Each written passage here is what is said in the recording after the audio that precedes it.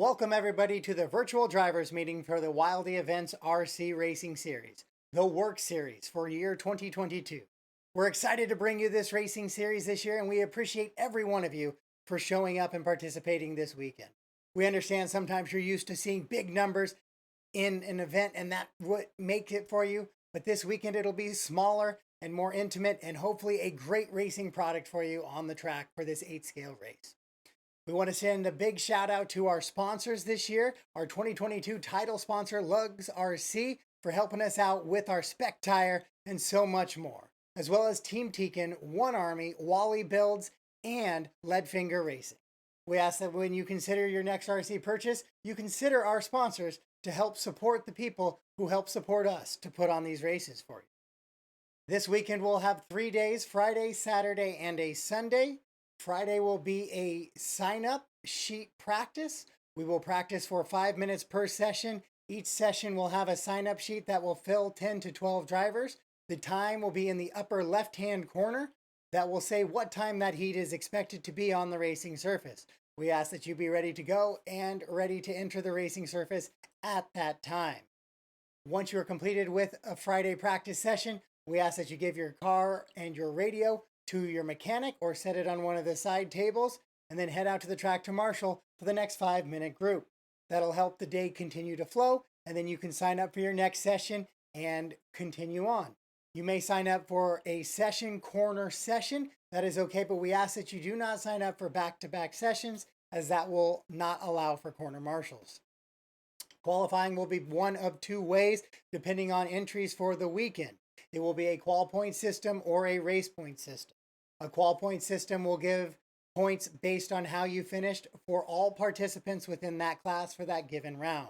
A top qualifier will receive 0 points. A 3rd place qualifier will receive 3. A 5th place qualifier will get 5 points, and so on. So you will take your 2 best rounds, add them together, your best round being the lowest qual point, and add them together. So that 3 and that 5 will give you an 8 overall. You will take that 8 and compare it against all other drivers in the class of their best 2 runs, and any tiebreakers will be determined by the total laps in time of those 2 runs. A race point system is more based on heads-up racing in each of the rounds for qualifying. We would then have a mix of drivers if there's more than one heat, where they are split up odds and evens. You will race all drivers in your heat and receive a point for based on how you finished. At the end of 3 rounds, you will have a total point number that will seed you for qualifying based on how you finished in all 3 races. Any ties in that one will be based on the number of lowest finishes, being 1st, 2nd, 3rd, etc. Or highest finishes, I guess, if you want to say it that way. There will be a resort if there is enough entries. If there is low entries to where there is mainly 1 heat or 2 heats throughout most of the entries, a resort may not be provided, as the talent discrepancy may not be enough to justify a resort. This weekend we will be running car numbers, and we ask that you have accurate car numbers on your vehicle, which helps me understand who may be missing laps or who may be needing penalties. These car numbers will go on the front windshield of your vehicle. We ask that you only take 1, and you can find that information on the heat sheets on the left side of your name. There is a box around a number that is your vehicle number. If there are any resorts, or if you're running race points where you get mixed in, those numbers may change throughout the weekend, especially on Saturday, and we ask that you have accurate and updated car numbers. The reason we ask you to have accurate and updated car numbers is because we also will ask you, when you complete your race on Saturday qualifying, to go to the bucket on the track that has that matching and identical number to help you corner marshal in your location. So if there are missing corner marshals that will require penalties, you would not be one because you are on your matching bucket. I look at those bucket numbers first to determine who is missing and who may be receiving penalties for failure to corner marshal.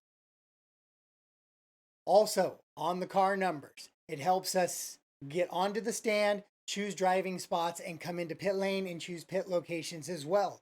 We ask that you go lowest car number up first, highest car number up last. So as you qualify into the mains and we get set for Sunday, your top qualifier will be car number 1, and they will get first choice on the driver's stand and first choice in pit lane.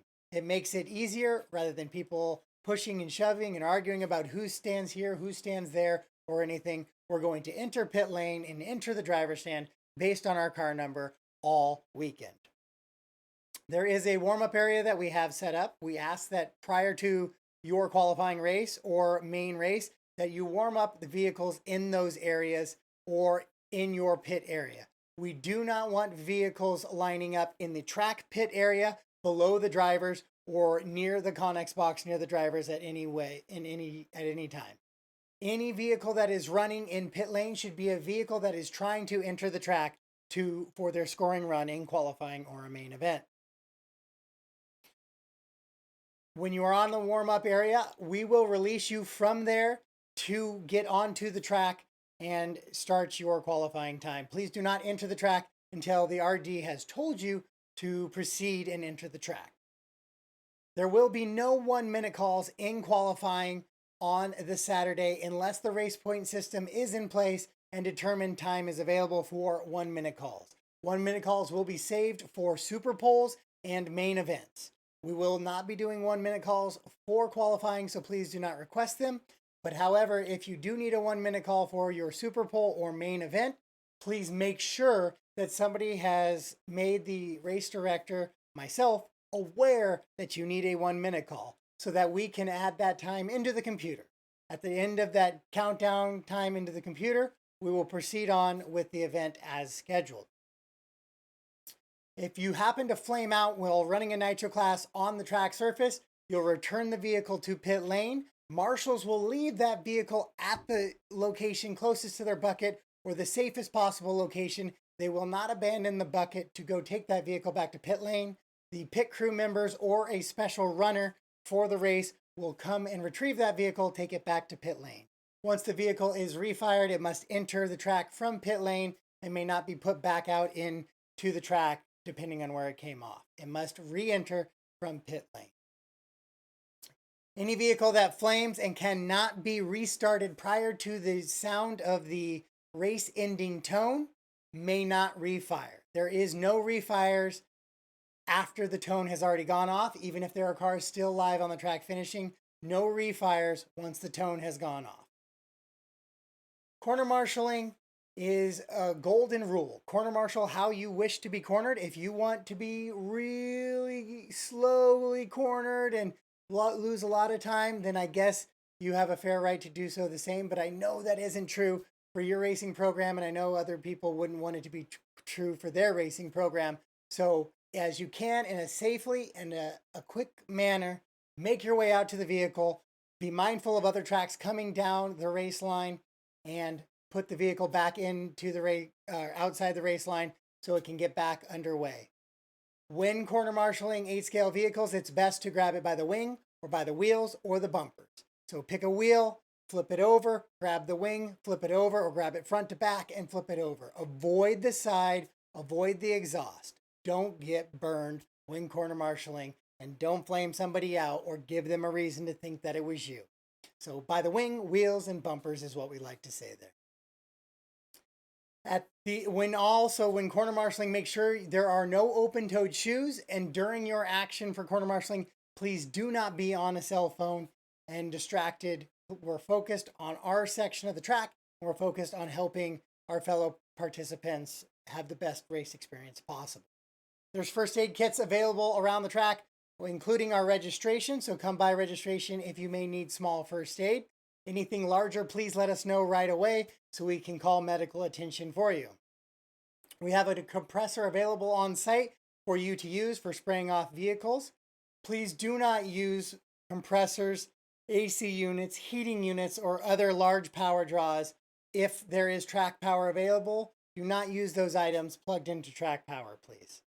We ask that if there is track power available, the only things you are using on track power are things related to your racing program, such as lights, battery charging, etc. The things that help get you back on the track, and that's what we're using track power for. Schedules will be posted as they change and updated throughout the weekend on our social media.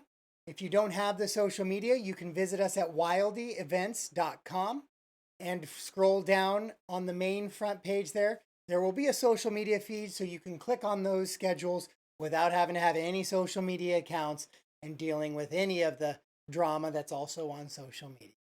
All live scoring and video this weekend will be on LiveRC, YouTube, and Facebook.